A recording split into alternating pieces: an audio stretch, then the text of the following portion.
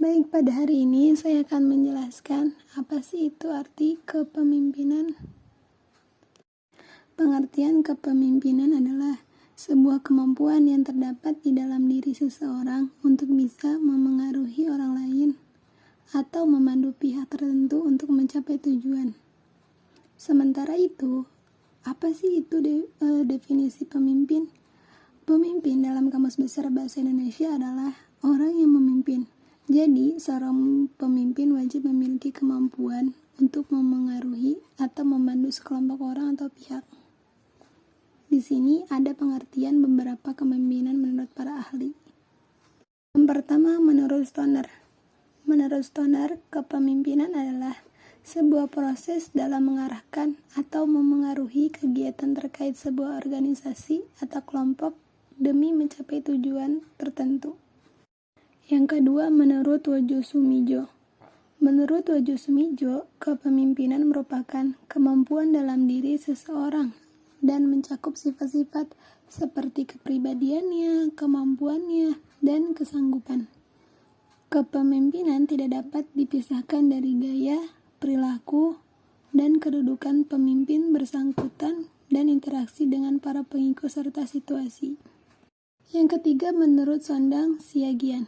Menurut Sondang Siagian, kepemimpinan dapat diartikan sebagai kemampuan seseorang saat menjabat sebagai pemimpin organisasi tertentu dalam memengaruhi orang lain, khususnya bawahannya.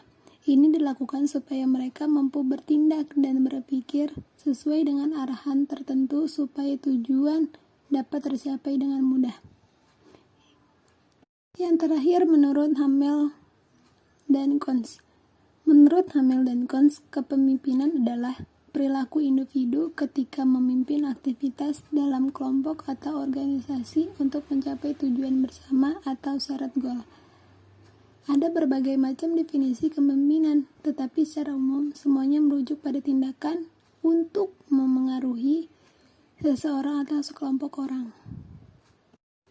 Selanjutnya kita akan membahas tentang teori kepemimpinan. Ada beberapa teori yang harus dipahami terkait kepemimpinan. Teori-teori tersebut adalah sebagai berikut. Teori yang pertama adalah teori karakter. Teori karakter merupakan sebuah teori yang menitik beratkan karakter-karakter tertentu yang mampu menyukseskan kepemimpinan. Contohnya seperti karakter fisik, inteligensi, ketegasan, dan sebagainya.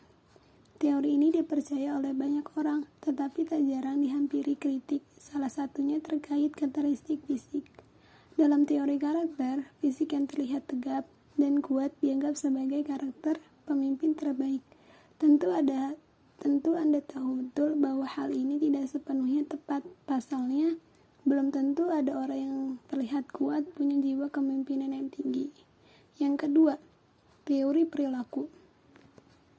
Dalam teori perilaku dijelaskan mengenai beberapa perilaku yang mencerminkan karakter pemimpin. Perilaku tersebut terbagi menjadi dua.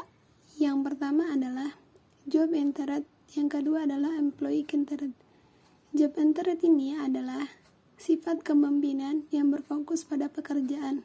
Sementara itu, employee interest berfokus pada kondisi para karyawan atau bawahan di sebuah proyek. Yang ketiga, teori kepemimpinan situasional. Teori yang dikembangkan oleh Hertz dan Blanchard ini memiliki titik berat pada kematangan para pengikut atau bawahan. Kesuksesan suatu tujuan bergantung pada matang tidaknya para bawahan. Maka dari itu, pemimpin diharapkan mampu menganalisis apakah para bawahan sudah cukup matang atau belum. Dapat disimpulkan bahwa ada berbagai perbedaan pendapat terkait teori kepemimpinan. Namun yang jelas, kepemimpinan yang sukses tidak hanya berlandaskan pada faktor pemimpin saja, tetapi juga para bawahan. Yang selanjutnya adalah fungsi kepemimpinan. Hamdani Nawawi dalam bukunya yang berjudul Kepemimpinan yang Efektif menjelaskan berbagai macam fungsi kepemimpinan sebagai berikut. Yang pertama, fungsi instruktif. Fungsi ini menempatkan Pemimpin sebagai pengambil keputusan dan pemberi tugas terhadap para bawahannya. Sementara itu, para bawahan bertugas untuk menjalankan segala instruksi yang diperintahkan oleh para pemimpin. Yang kedua, fungsi konsultatif. Berbeda dengan fungsi instruktif, fungsi konsultatif sifatnya dua arah. Bawahan dapat berkonsultasi pada pemimpin untuk mencari jalan terbaik dalam mencapai tujuan bersama. Pemimpin diharapkan cukup bijak dan punya pengetahuan terkait hal yang sedang dikerjakan supaya bisa mengarahkan bawahannya dengan baik. Itulah tadi penjelasan dari saya seputar kepemimpinan. Kurang lebihnya mohon maaf. Semoga bermanfaat.